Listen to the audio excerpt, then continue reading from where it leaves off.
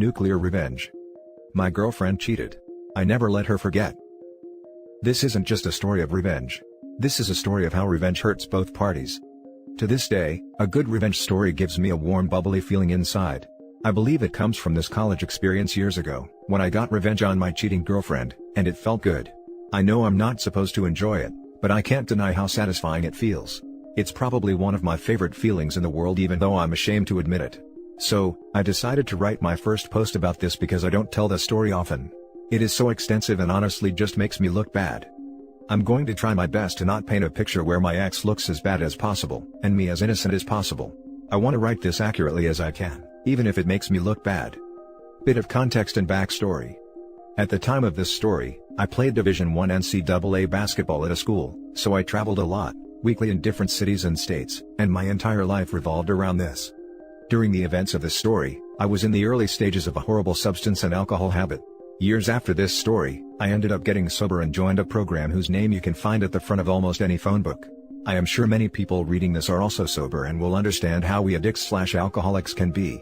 This story is an effort to explain a character defect that manifested from the events in this story that lead me down a very dark path. However, I don't mean this story to come off in a self-pity kind of way. Lastly, I was always a good kid. I was never troubled. My upbringing was very difficult, but I was able to keep an overall kindness in my spirit to other people, and almost always did the right thing or took the high road. When it came to dating, I knew people cheated in relationships, but at the time of this story, I always chalked it up to other people not doing things the way I did. I never really thought it would happen to me. I always thought that because I was a 5-star boyfriend, and my amazing choice in women, infidelity would never be a part of my dating journey. I was naive. I really thought highly of myself and also had a real arrogance like any guy in his early 20s, I guess. The build-up. I was in my junior year in university and I had been single for about a year, after me and my high school girlfriend finally broke up after 3 years. I checked that relationship off as my learning experience, and I now knew what to look for in my next girlfriend. The next woman I chose to have a relationship with I would most likely marry and start my future with. I know, I was young and dumb, and thought I knew everything, lol. I had my eye on this girl at my school. We will call her Lisa. I saw Lisa around the collegiate athletic facility, the university team's training grounds, and locker rooms. Lisa ran for the track team and was damn good. The various athletic teams often had parties, and I knew that the first one I saw her at, I would introduce myself and try to chat her up a bit, and see where it led. Soon enough, I see Lisa at one of these parties and we pass each other on the stairs. We make eye contact and she smiled at me. I sparked a conversation with her, and after going back and forth a bit, we exchange numbers. We begin the classic American style of flirting where we constantly just hint things back and forth indirectly. We slowly progress the relationship in this manner for weeks. Sending texts back and forth, hinting that we were interested in each other, but also playing it cool to not let the other person know we had a crush on them. At the time, she was on a break with her current boyfriend who was a popular player on the football team. She ended up leaving him completely to date me. This should have been a red flag obviously, but remember, I had severe hubris. At the time, her leaving him to date me just gave me a superiority complex. I was playing good in sport, and if she was willing to leave this guy for me, then she will never leave me for another guy. Laughing my butt off, I was a freaking idiot. I can't express how much I was into Lisa. I was addictively attracted to her, and had that weird feeling of, I can't believe my crush is actually into me too. I really was so drowned and blinded by my crush on her that I missed so many red flags, but our relationship began progressing really fast. Because of this, I didn't really do a proper inventory on why I liked her so much. Fast forward like 8 months later. We are together officially. Lisa has her own athlete dorm room, but I was a couple years older than her and was working during the summers full-time and part-time during school/season, and had my own apartment near campus, and Lisa was basically living with me. She even would stay there when I was out of town, which was like 3 or 4 days of every week because we were in season, and the team was flying all over the country. Me and Lisa were deeply in love regardless. At the end of the season, I had planned 2 massive back-to-back parties. One was for my teammate's birthday, Friday night, and then my birthday, Saturday night. They just happened to be one day after the other, and luckily landed on a Friday and Saturday night. Me and Lisa got drunk Friday night and had some unprotected action. Lisa kept a period tracking calendar app on her phone. She was asleep and I drunkenly remembered she always marked down in her calendar when we had unprotected X, so she knew if she should be worried if she missed her period. She missed her period often because she was an athlete. My inebriated brain thought she should put it in her calendar now, because we would forget the next day since we were so messed up.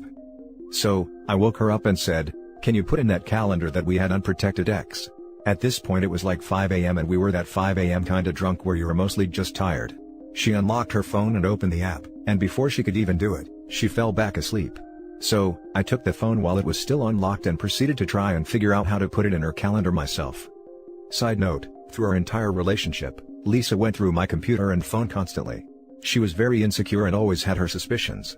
I didn't care that she was doing this all the time. She never found anything, because I never did shady stuff, ever. Again, looking back at this, it's an obvious red flag I missed.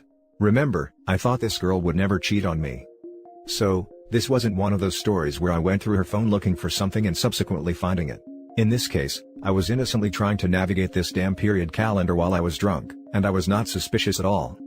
When I looked at the period calendar app on Lisa's phone, I saw all kinds of little markers on different days of each month. Each marker was a different color, so I opened one to see what the color coding meant.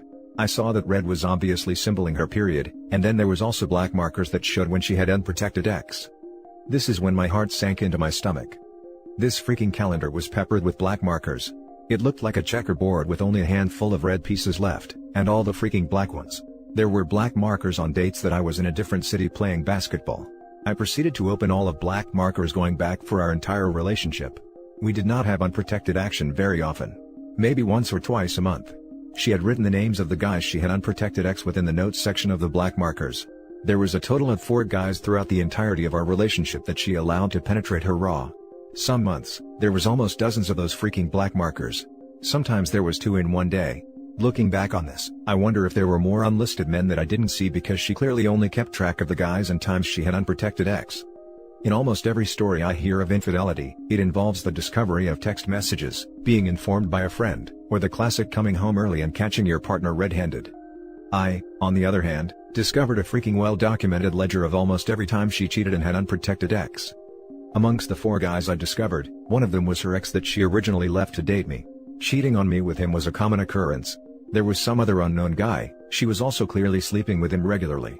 The last 2 fellas looked to be just a one-time thing, but again like I said, these markers were just the times she had action without a protection.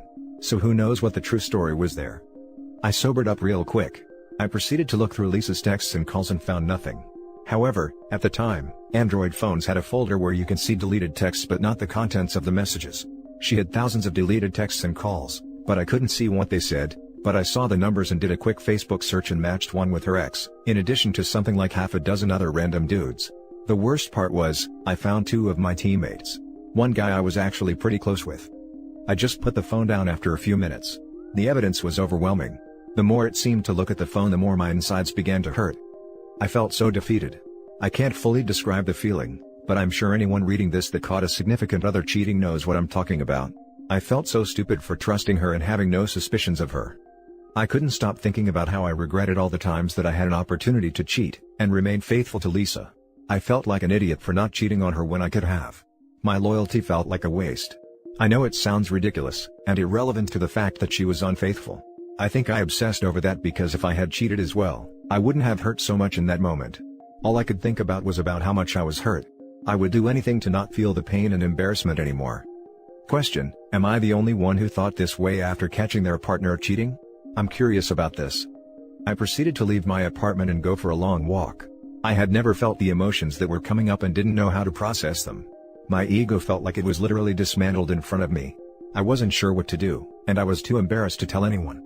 My sadness quickly turned to anger. I knew I was gonna get my revenge, I just didn't know how yet. I was seething with rage and wanted to make sure she never recovered from this. My roommate/teammate and best friend at the time, who was sleeping on the couch in my living room, we will call him Bono, an Eastern European kid who stood 7 foot tall and was as Russian in demeanor as you can imagine. He also had an equally ridiculous real-life name, hence, Bono. Well, Bono called me shortly after I started my walk. I answered and he asked where I was. I asked him to keep this between us, and told him what happened. He stays on the phone and goes into my room and I hear him in his Russian accent yell at her, "Yo witch, you cheated on OP?" Then I faintly hear her inaudibly say something in the background, and him yelling at her to get out of the apartment. After hearing some scuffling, Bono gets back on the line and says, "Yo, she gone, come back and let's talk." I head back home, and me and Bono go over what had happened. Things don't get sappy because we are both complete alpha males who both come from cultures where men don't cry, and neither of us really knew what to say or do in this situation. He makes his best attempt to comfort me and says, "Tonight is your birthday, we gonna get messed up and find you some sloats." Screw her. I never liked her anyway. Oh yeah, This day was my birthday. Forgot about that part. Me and Bono go out for breakfast. I am still a little drunk. My phone is blowing up with calls and texts from Lisa. I tell her I saw everything on her phone, and I can't stand to speak with her, nor look at her. She keeps trying to convince me to let her come to my birthday party, and I make it clear I don't want her there. She clearly was concerned about exactly what Bono suggested to me earlier when me and him chatted. Lisa's entire reputation and popularity revolved around the fact that she was dating me. I think most people didn't like her in the first place, but put up with her because we were together. She knew that if I acted single at my birthday party and she didn't show up, everyone would know something was askew. I think Lisa was more worried about being embarrassed than our relationship. I don't remember much of what happened that night, but one of my friends sent me a little package for my birthday from California, filled with some really good grass, hash, moon rocks, some pills and the devil's dandruff, and I proceeded to do a glorious swan dive into an intoxicated oblivion. All I remember is sitting on my chair at the pregame for my party. There were two girls sitting on the arms of the chair, and I still have a photo of that moment and I remember it vividly. We were preparing to head out. I had a few tables downtown at a popular nightclub. The booze and D's were the only thing that made me feel normal. I had my sunglasses on and clearly had that happy loaded grin on my face. The longer you look at the photo of me on that chair, you can tell I'm hiding a huge amount of hurt. Sitting on that chair, the cocktail of substances start to take effect. This was the first time I ever used substances not to party, but to feel better. To make me feel normal. I remember thinking, I want to feel this way for the rest of my life. I am never going to hurt like that ever again. With these, I have control and no one can hurt me again. Oh, how ironic that turns out to be years down the line. I told my teammates and friends that me and Lisa were done, when they asked why she wasn't at the party. I didn't tell them why though. I also didn't show them that I was affected by it in any way, and just played it cool. I tried to focus everyone on the party ahead of us. The revenge. So, this is one of those revenge stories where it was only half planned. I knew I wanted to get revenge on Lisa for hurting me so much, but I kind of just improvised as opportunities came up. My original kind spirit had died at my birthday on the chair. All my morals went out the window. I never cheated in relationships, therefore I believed I would never get cheated on. I realize now how dumb that is, but that's what I thought at the time.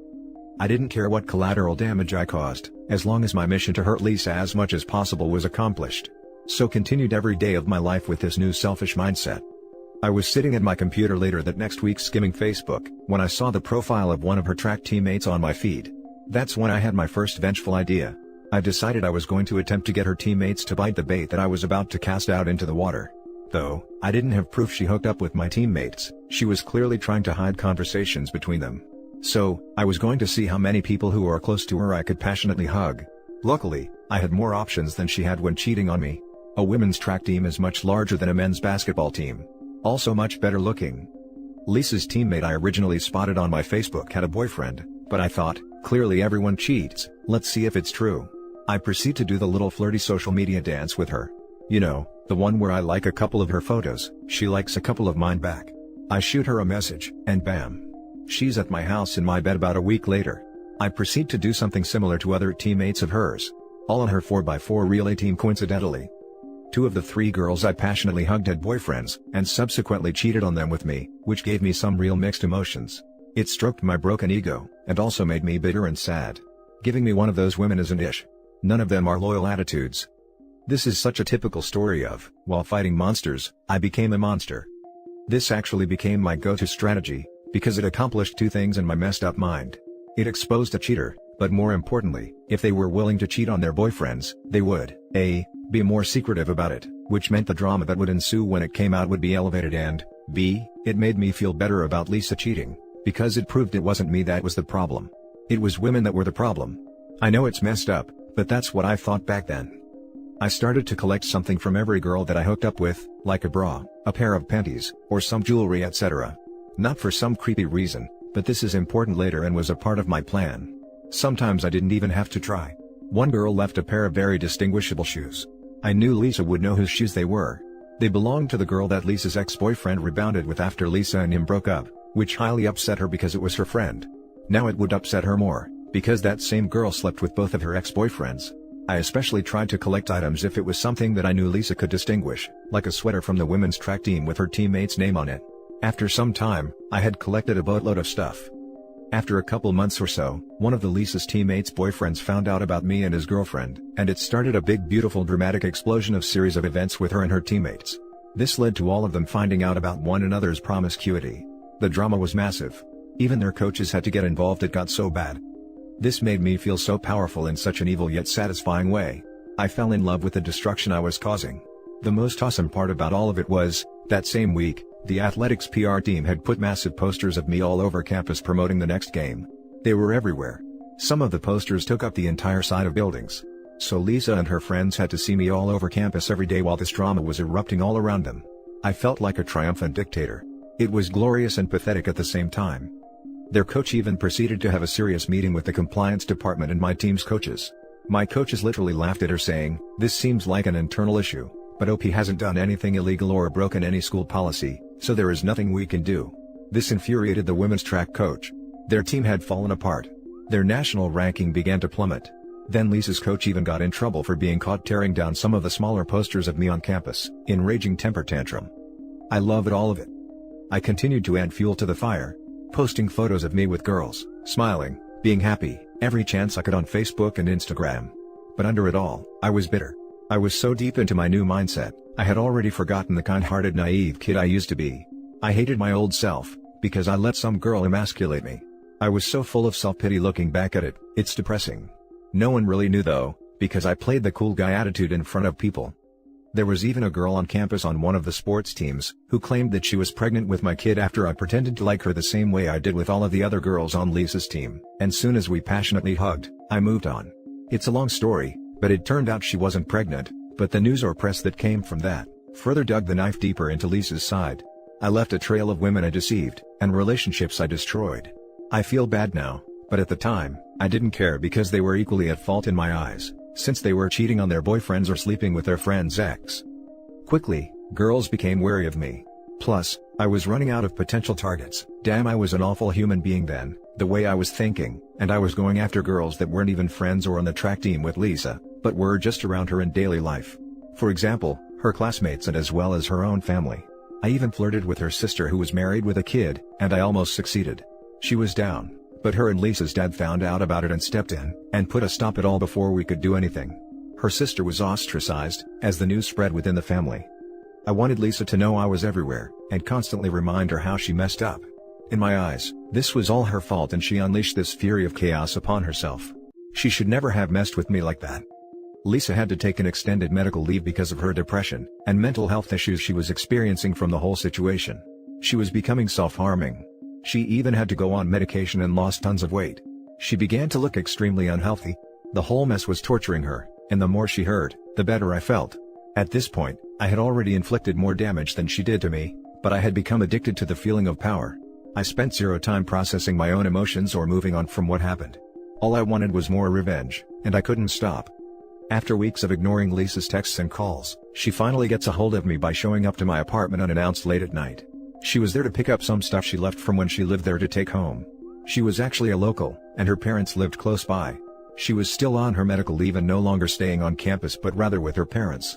I told her I would bring her stuff to her parents' house that weekend, but I couldn't let her in because I had company. Which I did, but it wasn't one of her teammates or friends, unfortunately. I then take all the items I had collected from all the girls over the weeks. There was probably like 8 or 9 things from different girls including her teammates, and threw their belongings in along with Lisa's stuff into big black trash bags. I took the bags to her house, and then called Lisa's dad. I told him I left her stuff on his porch, and to inform his demon daughter. Me and Lisa's dad actually really got along, and he even took my side after Lisa and I broke up. But after all these events transpired, he obviously had a negative opinion of me. 15 minutes after I get off the phone with Lisa's dad, I get a call from Lisa. I answer because I want to hear her reaction to having all these other girls' stuff mixed in with hers. She was sobbing uncontrollably. It sounded like that half-crying, half-mumbling thing people do when they are hysterical. She wasn't even angry, just desperately begging me to stop my tyranny. I just smiled and baked in the glory of hearing her hurt. I responded, "Why were there other guys in our relationship? You mixed them into our relationship like I mixed other girls' things into your things." It's perfect little ironic metaphor. I thought it sounded cool at the time, and was real proud of myself. Facepalm. I later found out from one of Lisa's friends, who knew she was cheating on me during our relationship, that Lisa was convinced I was the one cheating on her, because I was always out of town. This doesn't make sense since I was out of town because of basketball, a very legit excuse. Not just randomly on my own accord. You could literally see my schedule on the school's website. I kept in contact with her constantly when I was gone, but obviously when I had practice or team meetings, I couldn't be on my phone. But she didn't have the logic in her brain to figure this out, I guess. I assume it's just an excuse she made to protect her insecurities about the whole fiasco, or to keep face with people who knew she was cheating. Months go by. Lisa comes back to school from her medical leave and we bump into each other at the physical therapy center in our athlete facility building. I see this as yet another opportunity. It had been a while since I did something that hurt her, and I was still hungry for more vengeance. I proceed to pretend like I want to rekindle things with her. She is cautious at first, but eventually bites after about a week. We start to mend our relationship. We proceed for about a month, but I wouldn't call this a relationship. I forbid her to have any male friends, nor is she allowed to go out and party with her girlfriends. I also need full access to all her accounts and her location at all times. It was more like a hostage situation. It gave me a sense of control. Meanwhile, I'm not being faithful at all. This was my plan all along. Finally, she finds out about me sleeping with a girl in one of her classes, and we have a nasty breakup. I told her that she literally knows what it felt like to be me when we last dated. Yet again, I felt triumphant. It was just another chance to hurt her, and I did. After this we don't speak for years. I graduate university and move to Central America. She messages me while I'm there about a year after I moved and about 2 years after we last spoke. At this point, my life has become that of a real degenerate. I was doing copious amounts of substances on a daily basis, and about 75% of my life was involved in some sort of illegal or nefarious activities. But I still blame her for me becoming the dark soul that I was, and taking no responsibility for my bitter immoral nature. I hadn't had another relationship since her, and always had trouble because I couldn't trust a woman in any capacity anymore. Even after years had passed, I saw this instance of her messaging me as yet another opportunity to hurt her. We begin to talk as friends and even getting flirty with each other over Facebook Messenger. Mind you, there is literally many countries, states, and an ocean between us at this point. I was planning a trip back to my old university to visit some friends. However, what I told her was different. I explained to her I was moving back to the city for a new job I was just offered. We decide to meet up when I get back and see if there is anything worth saving between us. I had put on my best acting hat, and try to seem like I've put our past behind us. However, I'm just as vengeful now as I was years ago. She's finishing up her last year at university, and I make the trip back to the USA. I meet Lisa at a coffee shop when I arrive. We spend the entire night together. From her point of view, it really looks like we had moved past our differences and what happened. We could actually work things out. However, I'm not moving back obviously like I told her. I am only staying 2 nights and she doesn't know this. After hooking up a few times and spending 2 days together, without mentioning anything to her about me leaving, I pack my things and get back on a plane back to Central America. I blocked her on all my social media and communication outlets. This time, I could only fantasize about what happened to her when I disappeared after she thought I had moved back, and supposedly was ready to give our relationship another try. This time however, it wasn't as satisfying as my previous plots of revenge. My substance habit and lifestyle only got worse every year. 3 years later, I was hospitalized and almost died because of my extended use. I was never sober a full 24 hours after the day that went through that freaking period calendar. Looking back, as much pain as I might have caused her with my vengeful life, my new identity that consumed my old one was so tainted with a dark spirit at heart. I think I honestly did more harm to myself with my actions, and led me to down the road where I had no morals anymore. Though I spent the entirety of this story telling everyone of how I kept getting revenge at my ex for cheating on me, as satisfying as it was, I wish I would have spent an equal amount of energy healing myself from the incident. If anyone reading this is experiencing the pain that comes with cheating, a good revenge story can bring you some satisfaction, but I hope you don't make the same mistake I did. Rather, spend more time healing yourself from the hurt and moving past it. The revenge won't heal you. It will be a separate journey, but could distract you from putting yourself back together. Luckily, I got sober and am sober now 4+ years. I even had another girlfriend of 2 years cheat on me before I got sober, but this time, I didn't take revenge. I spent my time healing. I changed and only focused on myself, and that was way more satisfying than the revenge I got on Lisa for cheating on me. Now I'm married almost 2 years to a woman who is sober, and man do I have a good life. I have a dream job and a dream marriage. Thank you everyone who read this. Sorry if it wasn't well written, I never write like this, but I have never told the full story in detail before, and I got a lot out of writing it. Mostly, what I hope to get from this is to share my experiences doing horrible things, but feeling an immense satisfying feel from it where it's almost addictive. And morphing from generally a good person, to a relatively dark evil one. Obviously, people have dark moments, but I feel like my personality and psyche has never been the same since that experience. I'm looking forward to any responses to the people willing to read this story. Now for some comments. How the hell did your girlfriend not get an STD? Good question. How did he not get an STD from all the chicks he slept with though? I used protection. Only Lisa was doing that unprotected stuff. However, she did find out later she has schizophrenia. Kinda feel bad for her. This is r/supernova revenge levels of degenerate. Thought I had all the revenge subs, it goes further. Thank you. Damn, I was really disgusted with her having unprotected actions with every male in the book while in a relationship, but damn, your revenge was so toxic. I really hope you can trust your wife now and don't go to extremes. Cheers. Yes, I have zero trust issues with my wife. She is a gem. Our marriage has been thriving for years. I'm glad it turned out well for you, OP. I enjoyed the story, and some of it is relatable. Thanks for sharing. And that's it for this video, guys. If you have thoughts to share, leave a comment below. Don't forget to hit like and subscribe if you like this content. I'll catch you in the next one. Good day, everyone.